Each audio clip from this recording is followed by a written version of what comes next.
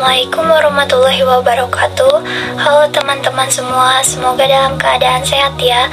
Pada kesempatan kali ini saya akan memberikan kepada teman-teman semua berkenaan dengan pengetahuan hukum. Sebelum itu izinkan saya memperkenalkan terlebih dahulu. Nama saya Siti Aulia Nur Hasanah dengan NIM 11200230051 dari Prodi Hukum Ekonomi Syariah Sekolah Tinggi Darut Tauhid. Di video ini saya akan membahas mengenai kodifikasi dan juga unifikasi hukum. Kodifikasi dalam Kamus Besar Bahasa Indonesia bermakna pencatatan norma yang telah dihasilkan oleh pembakuan dalam bentuk buku tata bahasa seperti pedoman lafal, pedoman ejaan, pedoman pembentukan istilah atau kamus. Menurut Umar Said, unifikasi hukum adalah penyatuan hukum yang berlaku secara nasional atau penyatuan pemberlakuan hukum secara nasional.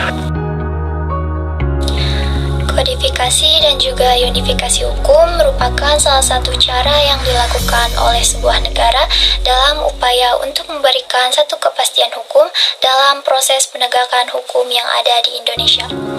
Di sini saya akan menjelaskan terlebih dahulu mengenai kodifikasi hukum itu sendiri.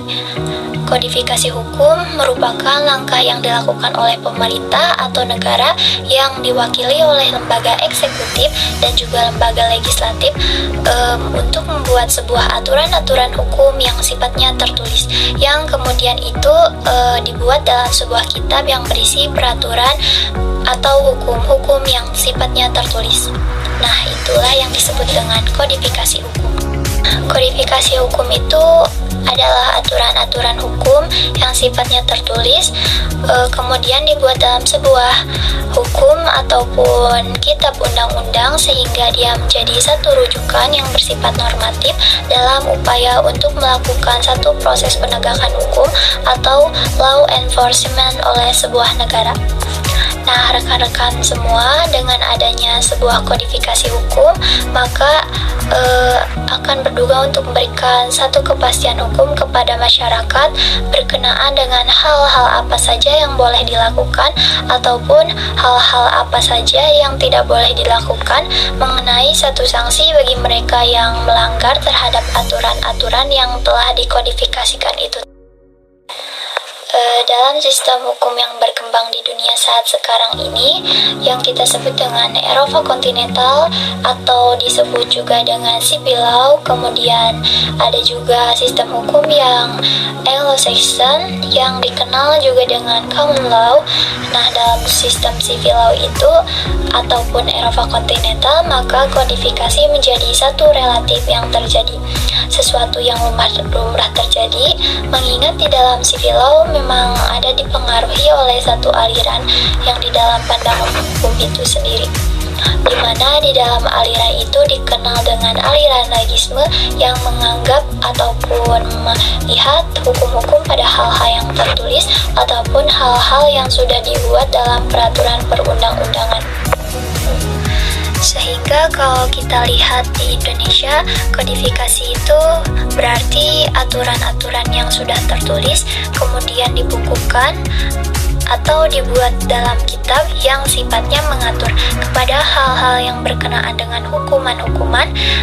Kita bisa lihat bahwa beberapa kodifikasi hukum yang ada di Indonesia seperti misalnya kitab Undang-Undang Hukum Pidana atau yang kita kenal dengan KUHP, kemudian kitab Undang-Undang Hukum Dagang, kemudian ada juga kitab Undang-Undang Hukum Perdata, dan ada juga kitab Undang-Undang Hukum Acara Pidana.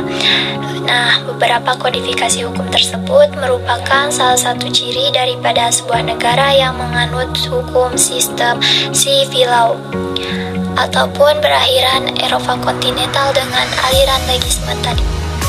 Nah, rekan-rekan semua, kita patut memahami setelah kodifikasi hukum maka kita akan mengenal yang disebut dengan unifikasi hukum. Jadi, unifikasi hukum itu adalah penyeragaman ataupun adanya kehendak dari sebuah negara yang diwakili oleh pemerintah dan juga lembaga legislatif dan lembaga eksekutif dari sebuah negara untuk membuat satu penyeragaman terhadap dualisme hukum yang sudah berkembang di Indonesia, yang sudah berkembang dalam sebuah negara. Maka ada beberapa hukum yang mungkin bisa dijadikan sebagai rujukan yang ada dalam proses penegakan hukum itu sendiri. Seperti misalnya ada hukum adat dan lain sebagainya, sehingga dengan adanya satu unifikasi maka terjadinya satu hukum yang bersifat positif, hukum yang berlaku bagi masyarakat luas, dan penyeragaman itulah yang merupakan bagian yang tidak bisa dipindahkan ketika sebuah hukum itu sudah dikodifikasikan ataupun sudah dibuat dalam undang-undang hukum. Dan di dalam unifikasi hukum dimaksudkan untuk terjadinya satu kepastian hukum.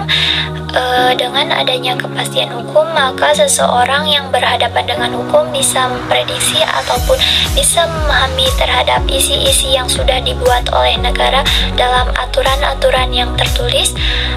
Terkadang kan semua bahwa salah satu contoh yang mungkin bisa kita katakan sebagai bagian daripada unifikasi hukum adalah misalnya dalam proses perkawinan, kita akan merujuk kepada Undang-Undang Perkawinan, Undang-Undang Nomor 1 Tahun 1974. Misalnya pada proses-proses yang sifatnya penegakan hukum yang lain seperti pemberantasan korupsi, maka dia akan merujuk kepada undang-undang yang berkenaan dengan korupsi. Kemudian ada Undang-Undang Pokok Agraria, Undang-Undang Nomor 5 Tahun 1960 yang berisi mengenai pengaturan dasar mengenai pokok-pokok agraria, maka dia akan merujuk kepada undang-undang yang sudah tertulis. Jadi unifikasi hukum itu memberikan satu jaminan bahwa setiap ada sebuah pelanggaran terhadap hukum, maka akan ada aturan-aturan yang sudah dibuat yang menjadi dasar bagi para penegak hukum untuk memberi atau melakukan proses penegakan hukum.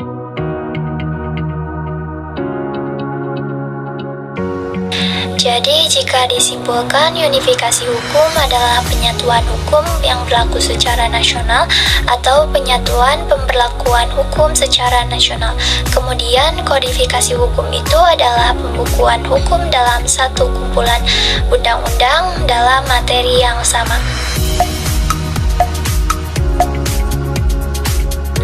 Mengapa kodifikasi hukum diperlukan?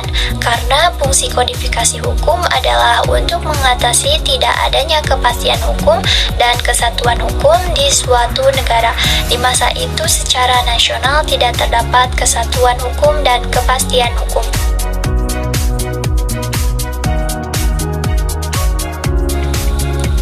Tujuan dilakukannya unifikasi hukum adalah karena unifikasi hukum dapat menghilangkan perbedaan hukum yang tidak adil di antara wilayah, kelompok sosial, ataupun individu.